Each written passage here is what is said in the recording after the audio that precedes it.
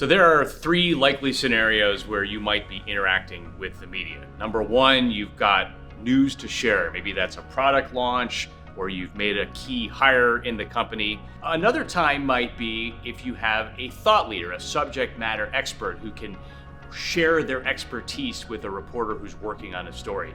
And the third reason why you might interact with the media is when crisis strikes. That's when something bad has happened and you need to get out from underneath it and get out ahead of it to tell your story.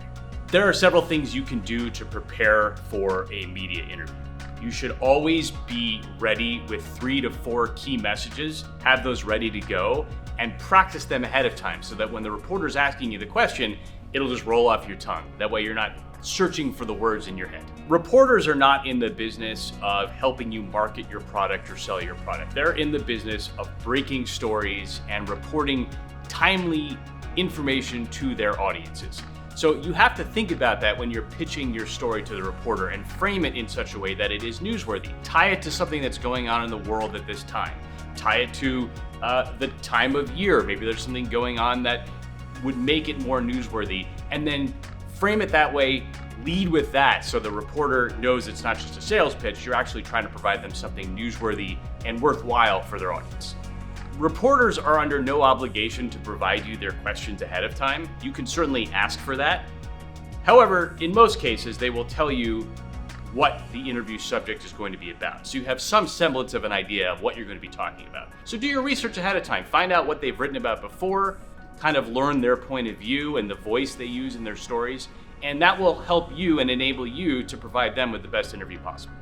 After you come up with your key messages, there's something called bridging that you will employ during your interview that will allow you to always get back to those key messages, regardless of the question the reporter asks you. So they might ask you a question about A, and you have sort of an answer to it, but you want to get back to B and C, so that you will then bridge back to those answers. And you might say something like, here's an answer, but what's important to remember is, or here's something I would like to point out. It's a key phrase that will allow you to bridge back to your key message. Reporters are human beings. They're not out to get you, they're out to get a story. Sometimes, though, they will ask you questions that might trap you into answering the question in a way that you didn't otherwise want to. So these are called reporter traps. So one of the traps that you might find yourself facing is the dart thrower.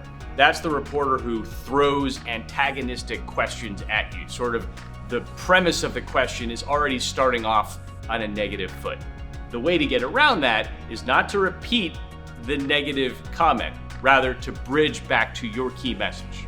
So sometimes when you're watching a political debate or an adversarial interview, you'll see the reporter, the interviewer, just peppering the interviewee with questions. They might ask 4 or 5 questions without taking a breath. If you encounter that type of situation, the best thing you can do is cherry pick the answer you want to give and bridge back to your key message. The likelihood is that the reporter who asked you 5 or 6 questions probably won't even remember that they asked you 5 or 6 questions. You'll answer the one you want to answer, and then you can move on. So there is a tactic that some reporters and interviewers will use whereby they will just ask a question and then sit there silently. We saw this a lot with Oprah Winfrey. She's a master at this. And so what happens is when the reporter asks the question and stops talking, your inclination is to fill that time, and maybe not with all of the information that you should be filling it with. So there are 2 things you can do. Number one, you can just sit there silently and wait for them to ask another question or to qualify their question. Or you can use that as an opportunity, a gift, if you will, to get to your key message and bridge back to whatever it is you want to talk about. There are several benefits to getting media exposure. Number one, if you have a new product launch or a key hire, you're sharing your news and you're growing your brand awareness. And the best part about getting earned media coverage is that it's third-party validation that you wouldn't get from buying an ad. The second reason why media exposure could be helpful for your thought leaders, your subject matter experts, is to give them credibility in the marketplace. As experts who are able to talk about a variety of subjects, they can help reporters, and then when somebody reads about your subject matter expert, or they hear them on a podcast, see them on TV, they have credibility, and maybe down the road, that will lead to more business.